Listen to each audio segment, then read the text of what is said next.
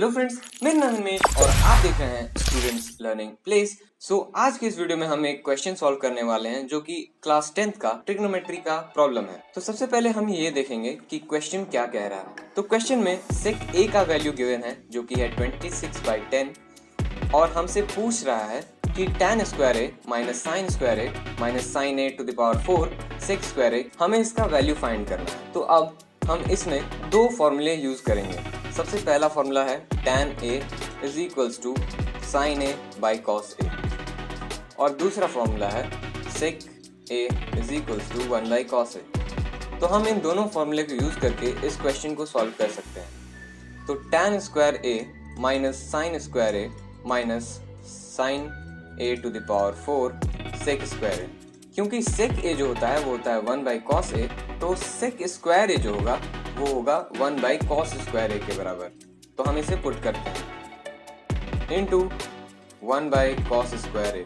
तो अब हम ये जानते हैं कि sine theta by cos theta जो होता है वो टैन थीटा के बराबर होता है। तो यहाँ पे हमारे पास दो साइन स्क्वायर थीटा है और यहाँ पे एक कॉस स्क्वायर थीटा। तो अब हमें इसे लिख सकते हैं minus sine square A into sine square A by cos square A, क्योंकि sine A to the power 4 को हम sine square A into sine square A लिख सकते हैं, इसलिए हमने ऐसा लिखा माइनस साइन स्क्वायर ए। और हम ये फॉर्मूला जानते हैं कि साइन ए बाई कॉस ए होता है टैन ए, तो टैन ए का होल स्क्वायर। इसे हम लिख सकते हैं साइन ए बाई कॉस ए का होल स्क्वायर। तो अब ये हो जाएगा tan square A minus sine square A minus sine square ए। हमने देखा था कि साइन ए बाई कॉस ए जो होता है वो टैन ए के बराबर होता है, तो टैन ए का होल स्क्वायर जो कि होता है टैन स्क्वायर ए। तो अब हम इस इक्वेशन में टैन स्क्वायर ए को कॉमन लेते हैं, तो ये हो जाएगा tan square A 1 minus sine square A minus sine square. इस टर्म में टैन स्क्वायर ए नहीं है, इसलिए हमने इसे ब्रैकेट के बाहर माइनस में लिखा है। तो अब हम इसे लिख सकते हैं tan square A cos square A minus sine square A. तो ट्रिग्नोमेट्री में एक और फॉर्मूला है जो होता है sine square A plus cos square A is equals to 1। तो इस फॉर्मूला से हम कॉस स्क्वायर ए को लिख सकते हैं 1 माइनस साइन स्क्वायर ए। तो हमने 1 माइनस साइन स्क्वायर ए की जगह पे कॉस स्क्वायर ए को पुट कर दिया।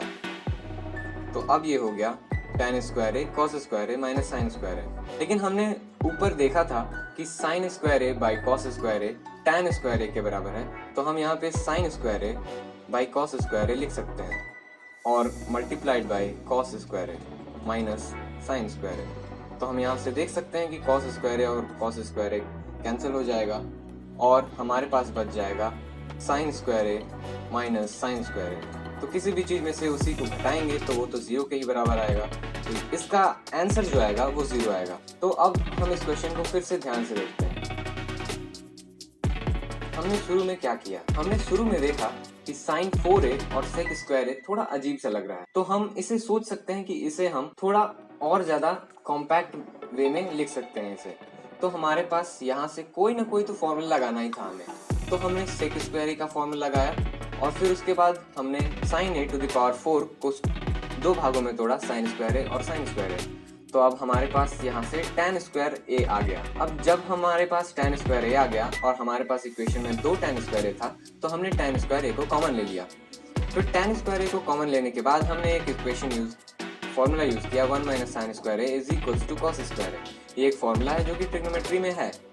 तो अब हमने जब इस 1 माइनस साइन स्क्वायर ए के वैल्यू पे कॉस स्क्वायर ए का वैल्यू रख दिया, तो उसके बाद हमने टैन स्क्वायर ए को भी हमने बढ़ा दिया। फिर उसके बाद टैन स्क्वायर ए पे भी हमने वही वाला फॉर्मूला फिर से अप्लाई कर दिया, sign square A upon cos square A. तो हमारे पास यहाँ से कॉस स्क्वायर ए और कॉस स्क्वायर ए कट गया। फिर हमारे पास लास्ट में बचा sign square A minus sine square ए जो कि 0 के बराबर होता है। तो इसका असली वैल्यू जो है वो 0 ही आएगा। लेकिन हमारे क्वेश्चन में सेक ए का वैल्यू दिया हुआ था जो कि हमारे किसी भी काम का नहीं है, क्योंकि लास्ट में जो इक्वेशन आया वो 0 ही आ गया। तो क्वेश्चन में ऐसी चीजें दी रहती हैं ताकि आप कंफ्यूज हो जाएं, लेकिन उस पर न ध्यान देते हुए हम अपना दिमाग यूज करें और हमारा आंसर आ जाएगा लास्ट। तो इन सब चीजों से कंफ्यूज ना हो और बस इक्वेशन को सॉल्व करें, और लास्ट में अगर जीरो ना आए, चाहे कोई फिक्स्ड वैल्यू ना आए, तभी हमें से a के वैल्यू को यूज करना है। तो अगर हमें ऐसा इक्वेशन दिया हो और हमारे पास ऐसे वैल्यूज भी दिए हों, तो इसमें हमें ये नहीं करना है कि इससे a के वैल्यू से हम tan स्क्वायर a और sin स्क्वायर a और sin a to the power 4 और sec स्क्वायर a के वैल्यूज को निकालना है। हम जल्दी से इस इक्वेशन को सॉल्व करके लास्ट में कांस्टेंट आंसर ला सकते हैं, या फिर अगर कांस्टेंट आंसर नहीं आया तो कम से कम छोटा आंसर आएगा, और उस छोटे आंसर में हम इस वैल्यू को पुट कर सकते थे। तो हमारा जो आंसर आया वो 0 आया, तो हमें इसमें sec स्क्वायर a की कोई भी वैल्यूज को पुट नहीं करना है, क्योंकि हमारा जो आंसर आया